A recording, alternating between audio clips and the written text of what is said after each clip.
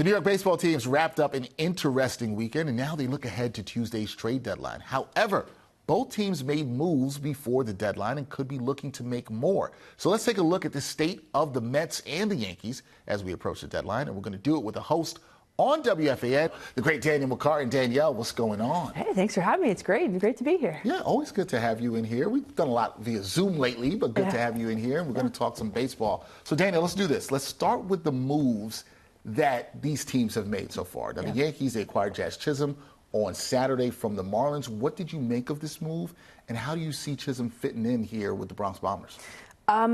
So, as you know, I have a big chart of different things and color codes and everything.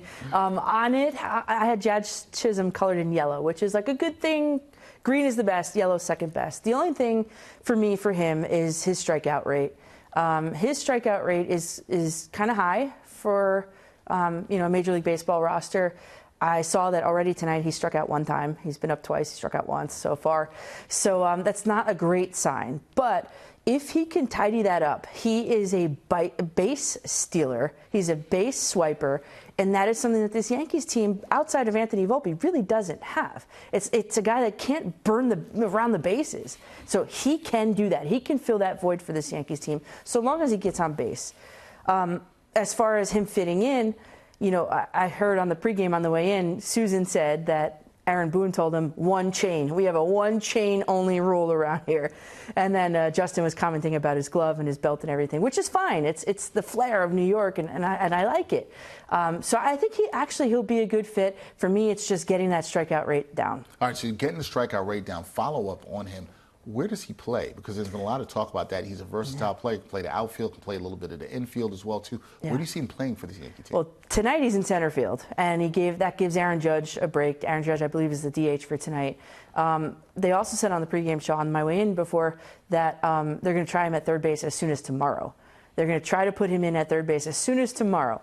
Yes, Boone said Gleyber Torres was going to get some reps at third base, but he said he pretty much, I'm summarizing here, not really. So it's going to be Jazz Chisholm's job at third.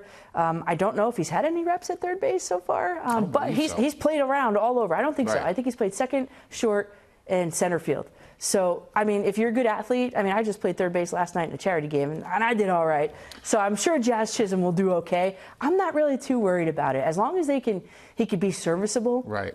Then his bat and his legs are going to make up for it. I like what you did there. You're like, hey, I played third base last night. Jazz Chisholm, you can do it too if you want. No errors for you last night, right, Danielle? No, not one. Okay, that's all we want to hear. That's all the people want to hear. Let's talk about the Mets a little bit here, because on Friday the Mets acquired Ryan Stanek from the Mariners.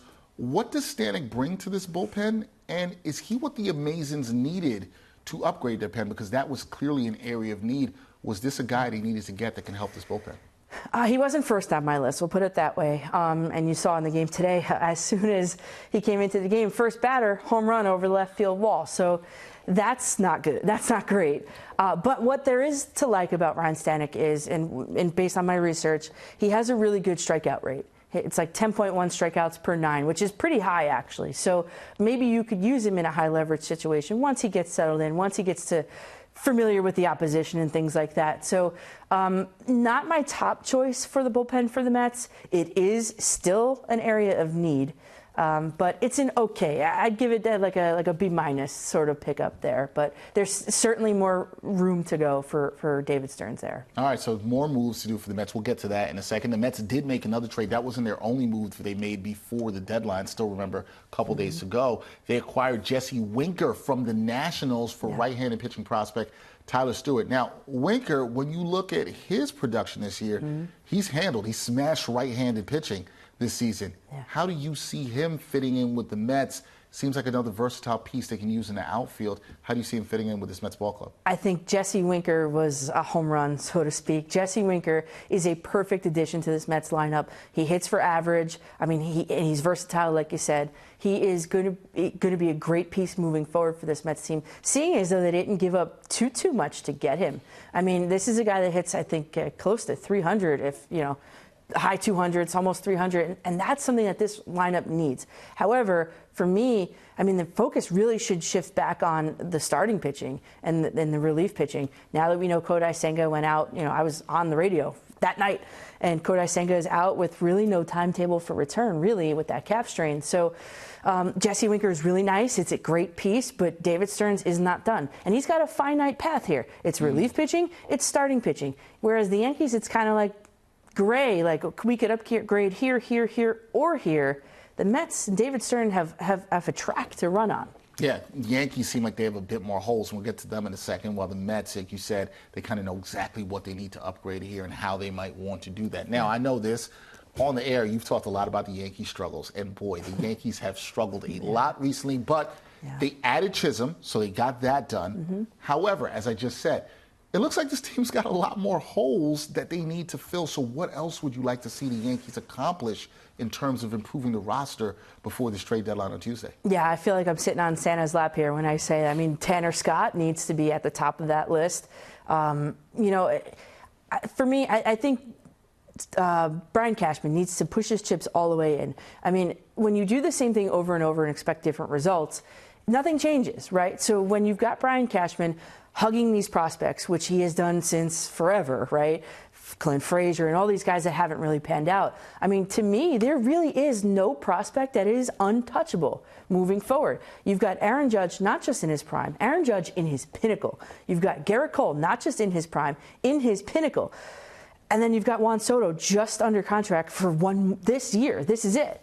So for now, if I'm Brian Cashman, I'm going to kind of go into, I want to say, the self-preservation mode, and I want to push all my chips to the center. I want to go a big game fishing here. I want to go Tanner Scott. I want to go Jonathan India. Would be a nice bolster to this Yankees lineup.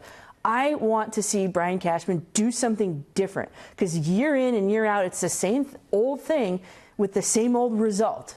So unless you're willing to change that, I mean, the Yankees are going to be in, you know, wild card purgatory for a really long time. All right, you got Scott, you got India. You're saying they should go all in. Yeah.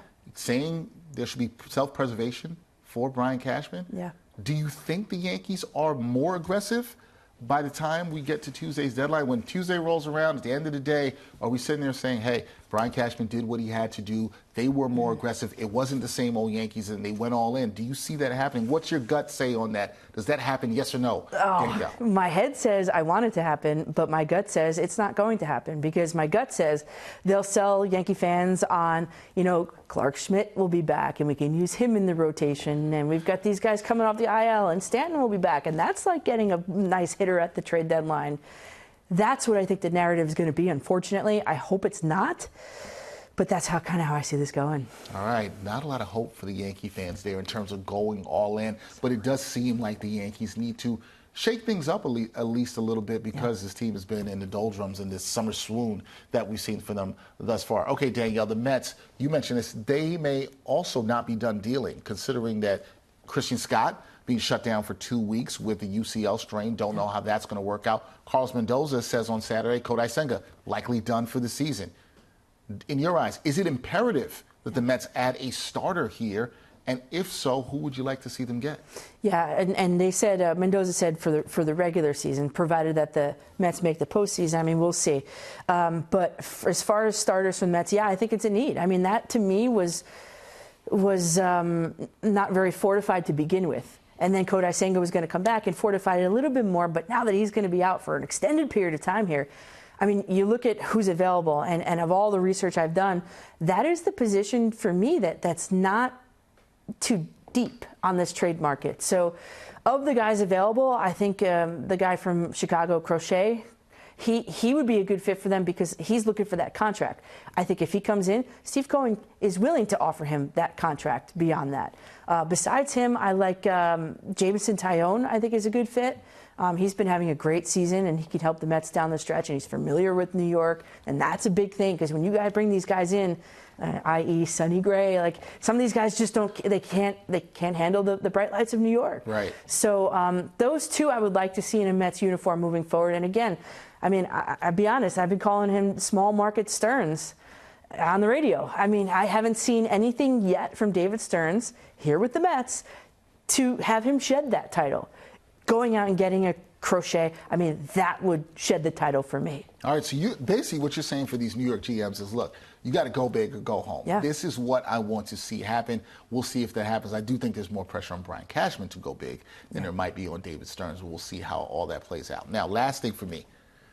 When you look at the state of New York baseball this season, and to me, this has been a very interesting season because the Mets, they were dead in the water in May. Then they have the resurgence, right? And they're back to where they are, right in contention for a wild card spot. The Yankees start off great the first 72 games. Now they're in a summer swoon. But both teams, despite saying all that, the roller coaster season has been, Danielle, both teams have a chance to make the postseason. Do you think both baseball teams will make the playoffs here in 2024? Yes. Both teams will make the postseason. It's for me. I mean, for me, the strength of the Mets is their batting order. And J.D. Martinez, who I've been begging for 2 years, they finally went and got him, and he is the protection for Pete Alonso in that lineup. But Jeff McNeil is starting to come around, and Francisco Lindor, we haven't even mentioned him yet. Francisco Lindor is playing at an MVP level. So all of this is coming around for the Mets. Let's see what they can, and Jesse Winker, of course. Let's see what more they can do there. But that is the strength. I mean, when you get into the postseason, hitting is important. The Yankees, I believe the pitching is their strength, actually. I mean, behind Garrett Cole, I mean, you've got Rodon. Maybe not. You hesitated. Yeah, I did. Hesitated to have any confidence in him there. Yeah, I mean, beyond Garrett Cole, you know, having him start a game one of any series, I mean, you got a really good chance to win that series. We'll put it that way. The Yankees have a really strong bullpen. I would think Clark Schmidt's going to come back and be really good for them as well. And it's time for a couple of these guys to get hot for the Yankees. Verdugo, Volpe, Stanton. You know, once he comes back from injury, he's got a history of taking his time to get back to form. So I think ultimately the pitching will carry the Yankees, whereas the hitting will carry the Mets. But both teams, both New York teams, it's going to be a fun summer and fall. Both teams are getting into the postseason. All right, you're giving the people hope as we get to the dog days of summer here in August. And the Yankees and Mets, will see what they do at the trade deadline. That's coming up on Tuesday. I know you're going to be all over it, Danielle, seeing what they do. Hopefully, they go all in. I don't think they have to go all in. Maybe I'll hold back on all in. Hopefully, they do something to excite us. Can we sign for that? No, the Yankees need to go all in on this. And maybe not the Mets, but the Yankees, I mean, push them all in. Let's go. No, I think that's fair. Maybe not the Mets, but the Yankees need to go all in, because what I'm hearing from Yankee fans, and I know you're hearing it from the calls, they are very frustrated. Yeah. And they want to see some change. That change could come by Tuesday. We will see. That is Danielle McCartan. Check her out on WFAN. She does a fantastic job hosting. Danielle, always good to talk some New York sports, some New York baseball with you. We'll do it again soon. Yeah, hopefully when football season rolls around, I'll be back right here. We'll be doing a lot of talk during football season. Thanks, Danielle. Appreciate you. Yeah, thank you.